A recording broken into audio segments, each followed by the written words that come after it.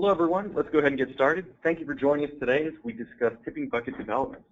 Today, Aldrin Lewis and Robin Ovington from our R&D department will be discussing a few new technologies regarding rain monitoring, and then we'll take some questions from the audience. If you have a question, simply type it into the chat box, and we'll repeat it once we reach the Q&A portion. And with that, I'll hand the presentation off to Robin. Good afternoon. My name is Robin Ovington. I work in R&D, and some of you already know how tipping buckets work or how rainfall measurement systems work. The tipping bucket measures rainfall by collecting rain in a given circumference and funneling it into a bucket that is calibrated to tip at a particular water level increment. So Sutron has just developed a new tipping bucket with siphon mechanism, and one of the key features of it is the siphon mechanism, which helps to even out errors, as well as a taller catch, which helps to reduce errors associated with splash or high crosswinds. It comes in two varieties. One is just the standard tipping bucket. Those who have used tipping buckets before, you're going to get the regular one. And the other version comes with electronics mounted in it that gives you your tips in SDI 12 format.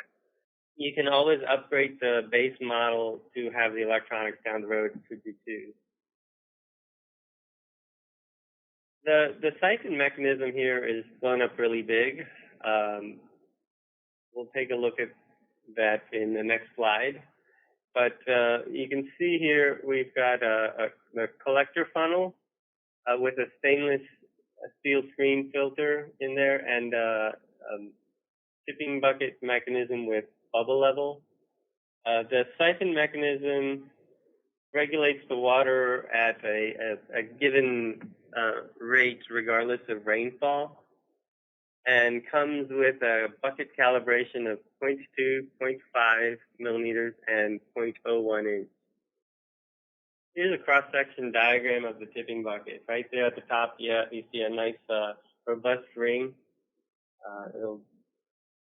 It won't get dented when you drop it. Some people have done that. And right below that is a filter that will catch large objects, leaves, or birds' nests that drop stuff in there. And we also have a second filter that is part of the siphon mechanism, and that will prevent slightly smaller objects from getting through as well and clogging up your siphon down there. So the water filters through the siphon mechanism and drips out into the bucket below, and the bucket tips to the left or right, dumping out through a hole in the bottom. You'll also see that the bubble level is mounted on the base to ensure the tipping bucket is mounted vertically. Here's some of the specs for the tipping bucket. I won't read all of these to you, but some key features to highlight are your accuracy is roughly plus minus 2% over the range of 25 millimeters to 500 millimeters. Now that accuracy is going to be degraded if you have high winds. The siphon mechanism, as I said before, has about a 4 milliliter capacity before it dumps out the bottom.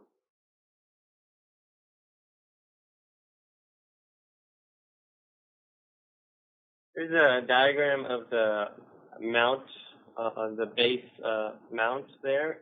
Sutron does sell a mounting platform with these holes in there for you already, along with the drain hole location. You can build your own if you choose based on this diagram. This is a complete station here, a quick deploy station. What we have is a tipping bucket mounted on a platform with a solar panel that is adjustable on the back side there. And on the front side, you can see a GPRS link inside a NEMA box. You can, if you have a GPRS link or any of the link products associated with the tipping bucket, you can sign up for a Sutron Wind service, which allows you to send your data to Sutron Wind and monitor it anywhere in the world. And now Lewis will be telling us a little bit more about the SCI-12 tipping bucket interface. Hi, good afternoon. This is Aldrin Lewis. I'm an engineer in the R&D department, and I'm going to introduce you guys to the SCI-12 tipping bucket interface. This is what the SCI-12 tipping bucket interface looks like. You have a 5-position connector for connecting to your tipping bucket and your SCI interface, and it comes in a small potted enclosure with mounting holes, so you can mount it to your tipping bucket.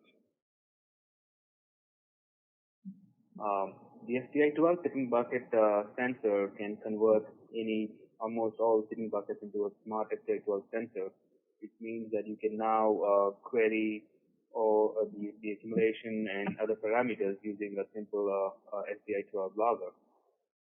We have implemented, we can automatically compute the annual and daily precipitation.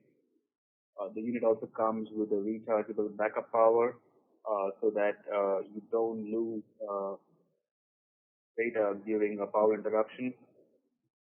We also have a compensation algorithm for compensating heavy rainfalls, and comes in a nice, small, compact, and rugged design for installation in harsh environments.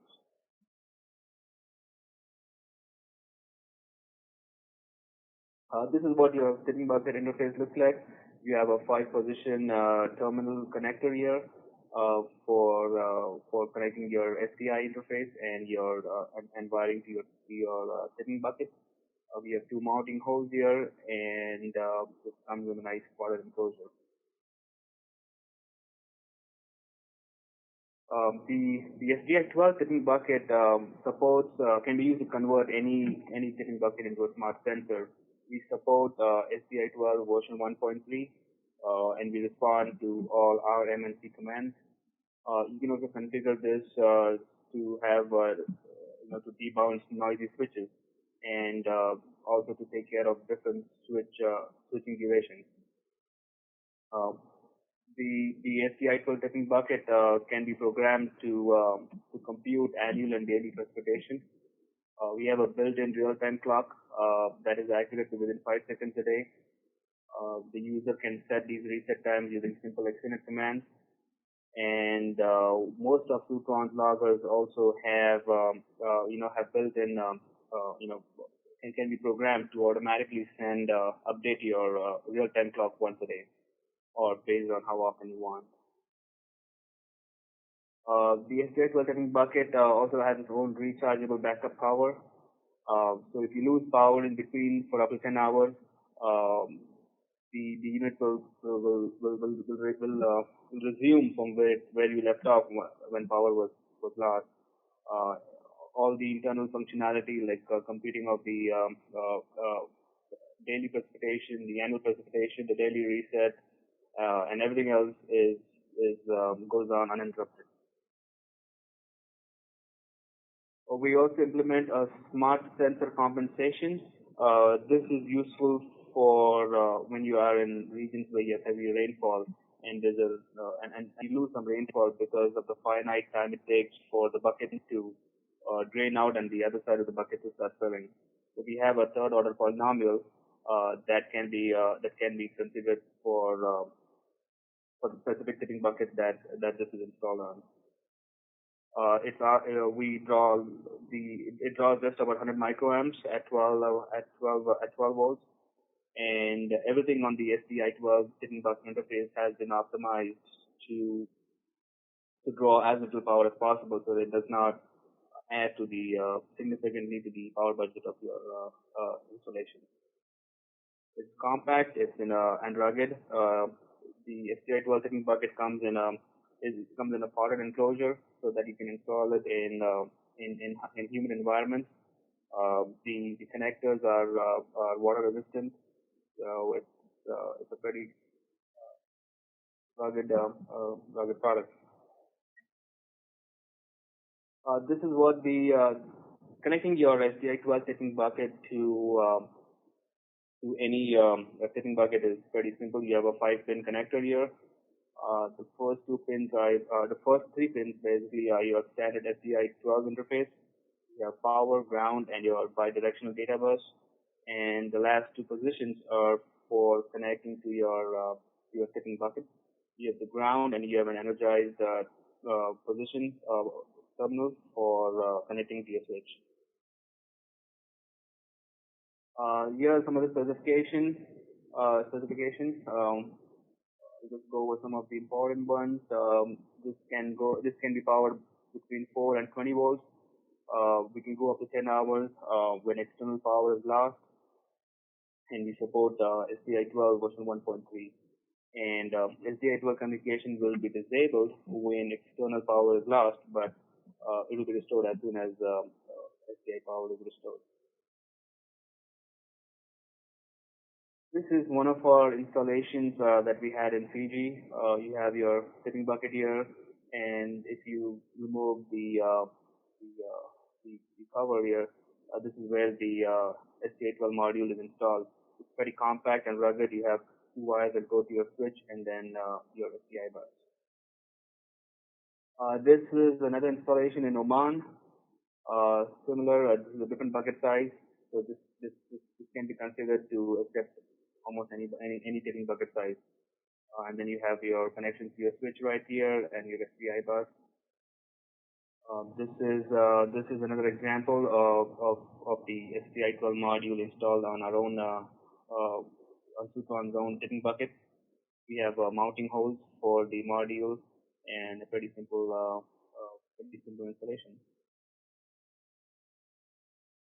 All right, now we'll take some questions from the audience. It looks like this first one is for Louis. Can this device be used with different bucket sizes or switch closure times? Yes, we have simple extended commands that can be used to set the bucket size and also configure the switch closure time. Okay, what is the real-time clock used for, and how do I set it? The real-time clock is like a calendar that runs inside. It keeps track of the current time of the day, and you can set it using a simple SDI 12 extended command. If you're interfacing with one of Sutron's loggers, you can program it to automatically send the current time once a day or twice a day or once every 2 days, and the unit will automatically update its time. If SDI power is lost and the unit is running off its internal backup power, we'll have to reconfigure the unit or set the time once power is restored. No, you don't have to set. Everything is stored inside, or once your power is lost, and the unit can run for up to, I think, around 10 hours of the internal backup power. If power is restored before that, it as though nothing happened. It will resume from where it left off. How does rainfall compensation work? Well, rainfall compensation. What happens is basically, like Robin explained, the bucket tips over, and each time it tips over, one side of the bucket drains, and the second side starts filling. And there's a finite amount of time between the bucket tipping and the next bucket getting, start filling. What this does is we implement a third-order polynomial that measures the duration between each tip and uses that to come up with a compensation for the rainfall that you would have lost because of heavy rainfall. Okay, very good. And why do tipping buckets need rainfall compensation? Well, there are a couple of reasons you might need rainfall compensation. When you have heavy rain, some tipping buckets just spill water outside of the bucket because of the way the water just flows through the funnel.